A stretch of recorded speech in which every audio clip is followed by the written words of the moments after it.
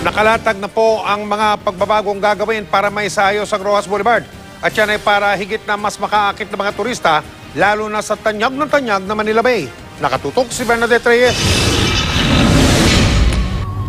Ang pamosong sunset sa Manila Bay ang isa sa mga inaabangan sa Roxas Boulevard. Ito nga ang sinadya ng turistang Kastila na si Irina.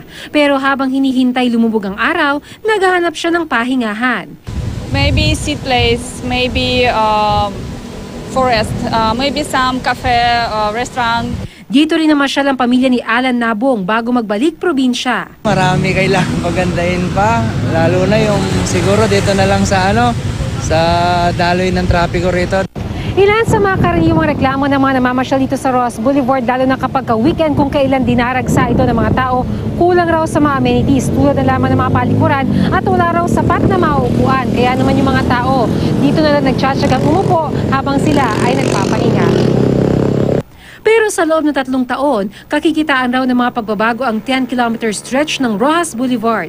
Katuwang ang DOT at DPWH, naglaan ng 250,000 pesos bilang inisyal na pondo ang DBM para pagandahin ang dating kilalang Baywalk. Uunahin na raw ang pagpapalit sa mga sira at mahinang klase ng konkreto, depektibong mga ilaw at aalisin ang mga billboard na sagabal sa magandang tanawin. Ang ayaw namin mangyari itong Roxas Boulevard, habang ginagawa namin ito, tadta rin naman ng mga billboards. No?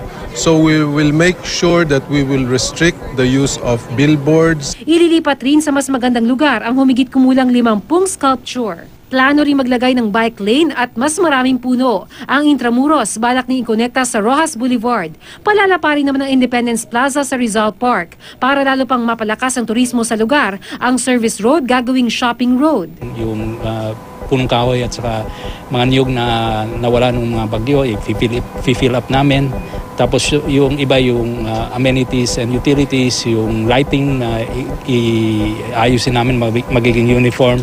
Yung lighting para sa pedestrian, i-assure namin na may lighting yung pedestrian pathways para secure. Ang Roxas Boulevard, kung mamarapatin ng ating mga kababayan, ang Roxas Boulevard ang ating ilong.